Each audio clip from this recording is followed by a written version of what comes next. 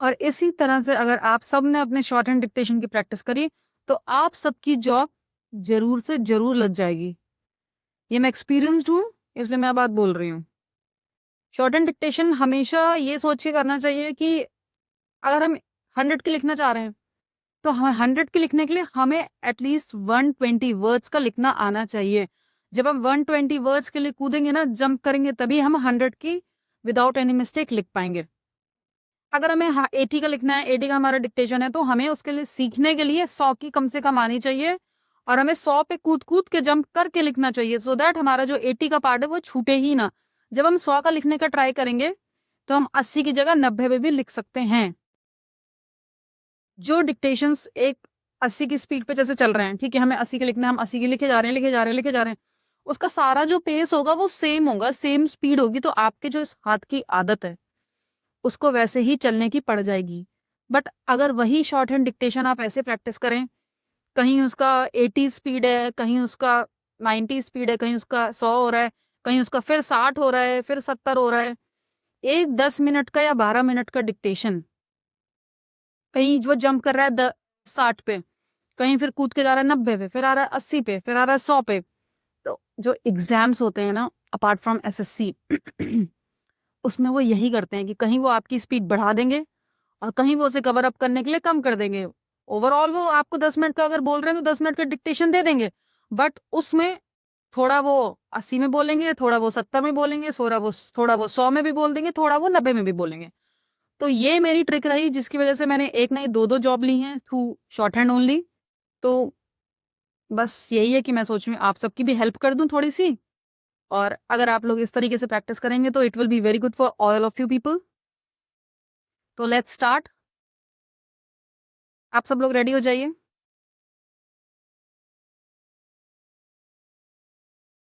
इसमें जो स्पीड रहेगी 80, 90, 100, 70, sometimes it will also go to 110। जब आप अगर आपको 80 की सीख रहे हो, अगर आपको एग्जाम 80 का देना, बट अगर आप जंप करोगे 110 के लिए, 110 से 90 पे लिखना, 100 पे लिखना सीखोगे, तो it will be like that only. हो सकता है डिक्टेशन 10 मिनट के ऊपर जाए, या आप एज प्रैक्टिस लें मेरे चैनल की डिक्टेशन ऑडियोज, इसको एज ये ना ले कि इसी से एग्जाम निकाल रहे हैं। इससे प्रैक्टिस करेंगे तो एग्जाम जरूर निकलेगा, इसको ये मत क्राइटेरिया में रखिएगा कि 10 मिनट में नहीं कंप्लीट हो रहा है। 1, 2, 3 स्टार्ट। मानव जीवन संघर्ष और संभावनाओं का संगम है।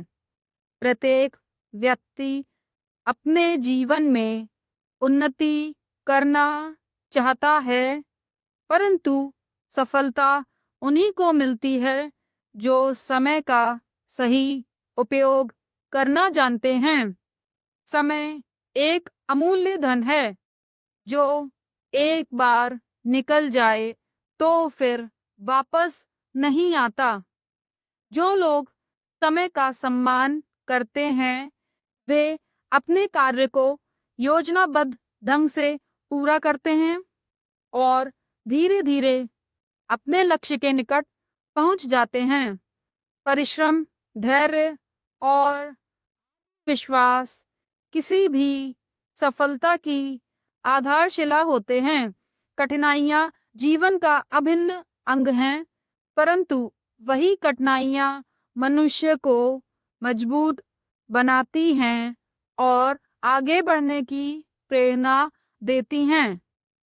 असफलता से घबराने वाला व्यक्ति कभी भी महान नहीं बन सकता।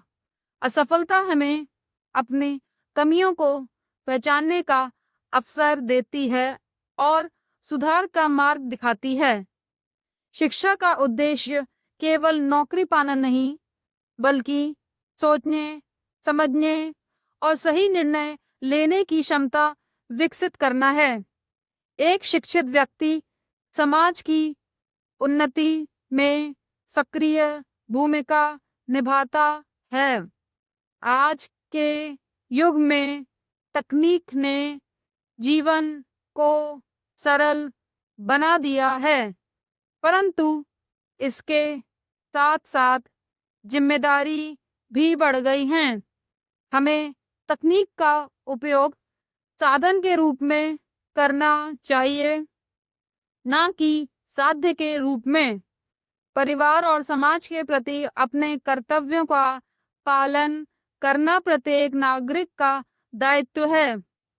ईमानदारी, सत्यनिष्ठा और सहानुभूति जैसे मूल्य व्यक्ति को सम्मान दिलाते हैं। जो लोग दूसरों की सहायता करते हैं, वे जीवन में आंतरिक सुख का अनुभव करते हैं। स्वास्थ्य भी जीवन की सबसे बड़ी पूंजी है। स्वस्थ शरीर में ही स्वस्थ मन का वास होता है।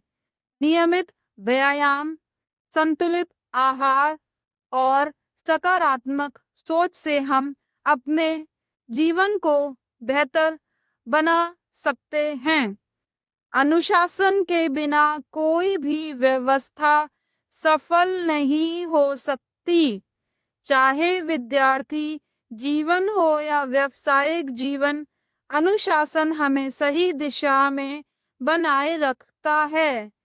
देश की प्रगति उसके नागरिकों के चरित्र पर निर्भर करती है।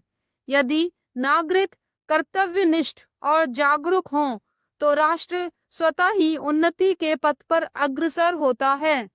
हमें सदैव यह स्मरण रखना चाहिए कि छोटे छोटे प्रयास मिलकर बड़े परिवर्तन लाते हैं।